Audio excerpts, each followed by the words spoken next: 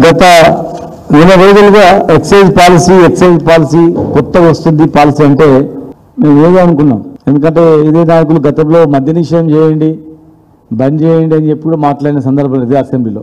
Deputy CM గారు కావచ్చు, శ్రీధర్ బాబు గారు కావచ్చు, చాలామంది ఆనాడు నేను ఎక్సైజ్ మినిస్టర్ ఉన్నప్పుడు అడిగింది. మరి ఇంకా ఏం పాలసీ అనుకున్నాం, కానీ ఈరోజు పేపర్లో చూస్తే మైక్రో బ్రేవరీస్కు గ్రీన్ సిగ్నల్.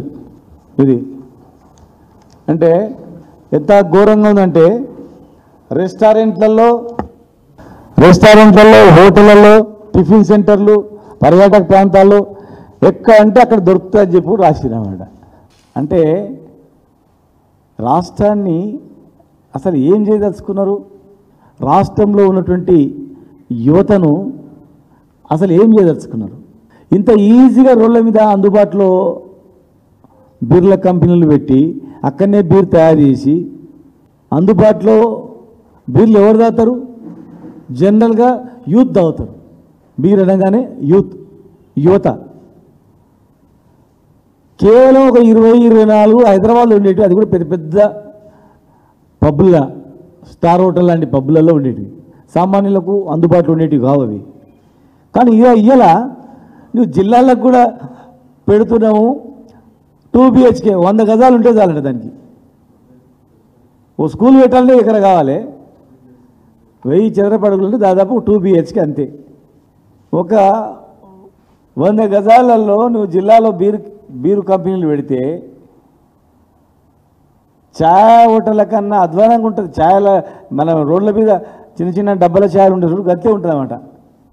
ఛాయ్ ఛాయ్ ఛాయ్ అని చెప్పి అరుస్తుంటారు ఎక్కడన్నా.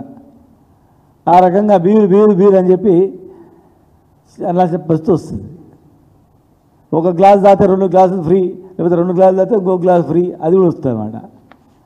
అంటే లేనిపోని యూత్ కానీ పిల్లలకు, మహిళలకు అందరికీ అందుబాటులో పెట్టి అలవాటు చేయించేటట్లు, దీన్ని ప్రోత్సహించేటట్లు పూర్తిగా ఎక్కడ లేదు. ఇది ఇంత దిగజారి ఎవడు అప్లికేషన్ పెడితే వాడు పెట్టుకోవచ్చు, 100 గజాలనే మేము ఇచ్చేస్తామనేది ఏ రాష్ట్రంలో లేదు, బయట దేశంలో కూడా లేదు, చాలా దేశాలు కూడా లేదు. ఇంత ఇదిగా అంటే పైసలే ప్రధానమైంది. బెల్ట్ షాపులు తీసేస్తామని అన్నారు, తీస్తాలా లేదని మమ్మల్ని అడిగింది రాయల్లా. బెల్ట్ షాపులు లేవాయా, పేర్లు లేదు అన్నారు. మరి ఇలా ఆ బెల్ట్ షాపులు లెక్కలేదు. ఇప్పటికే మొన్న కల్తీ బీర్ తాగి చనిపోయాడు ఒకరు, పేపర్లో కూడా వచ్చింది. మరి ఎంతమంది తాగాలనుకున్నారు? ఒక పెద్ద ప్రాసెస్ అది. ఒక ఇంపార్టెంట్ పెద్ద పెద్ద సిటీలలో ఉండేటివి అది పూర్తి జిల్లాలకు వెళ్ళిపోతుందంటే ఇంకా రేపు గ్రామాలలోకి వెళ్ళిపోతుంది. ఊరికొక కంపెనీ పెట్టుకోండి అని. ఇంత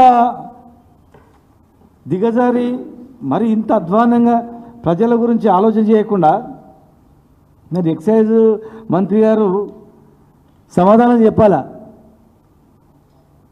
మేము నీరా కేంద్రాలు పెట్టాలని చెప్పి ఒక నీరా కేంద్రాన్ని పెట్టినాము. ట్రెడిషనల్ డ్రింక్ అది, ఒక్క చుక్క నీరు కలపకుండా చెట్టు నుంచి వచ్చేటువంటిది ఒక హెల్త్ డ్రింక్, అది హెర్బల్ డ్రింక్. అది దీనిని పెట్టండి మీరు జిల్లా కేంద్రాలని మేము చెప్తే మీరు బీర్ల కంపెనీలు పెడుతున్నారు.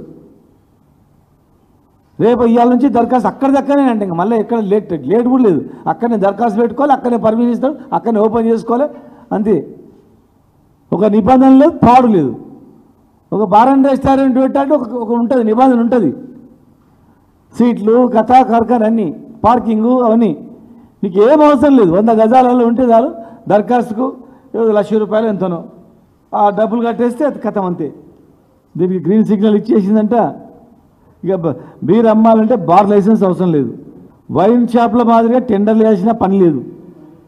కేవలం 1000 అంటే 100 గజాల స్థలం ఉంటే చాలు. ఎక్కడో హోటళ్ళనో రెస్టారెంట్లనో ఉంటే కూడా చాలంట. అక్కడ ఏం చక్క అమ్ముకోవచ్చు అని చెప్పి మంచి గైడ్లైన్ తీసుకొచ్చి పెద్దగా యువతగా ఉపాధి అవకాశాలు కలిగిస్తున్నాం. ఉద్యోగాలు వస్తున్నాయి. ఇంత అందుబాటులో విద్యను పెట్టినాం, ఇంత అందుబాటులో వైద్యాన్ని పెట్టినాం, ప్రజలకు ఎంతో మేలు చేస్తున్నాం అనే రీతిలో ఆరోగ్యంగా ఉండండి. ఇట్లా యాక్సిడెంట్ కాగానే పక్కనే హాస్పిటల్ పెడుతున్నాం అన్నట్లు ఒక పెద్ద ఏదో మేలు చేసామన్నట్లు, ఒక పెద్ద పాలసీ తెచ్చినామన్నట్లు ఇలా చాలా దురదృష్టకరం ఇది. ఈ రకంగా జిల్లాల కేంద్రాలకు పంపడం అనేది దీనివల్ల ఏం లాభమో చెప్పాలా. ఇంత సడన్గా మీరు డిసిషన్ తీసుకొని జిల్లాలకు మీరు విస్తరింపజేస్తారు కదా. ఈ మైక్రో బ్రూవరీస్ వల్ల ఎవడు బాగుపడతాడు, ఎవరి కుటుంబం బాగుపడుతుంది?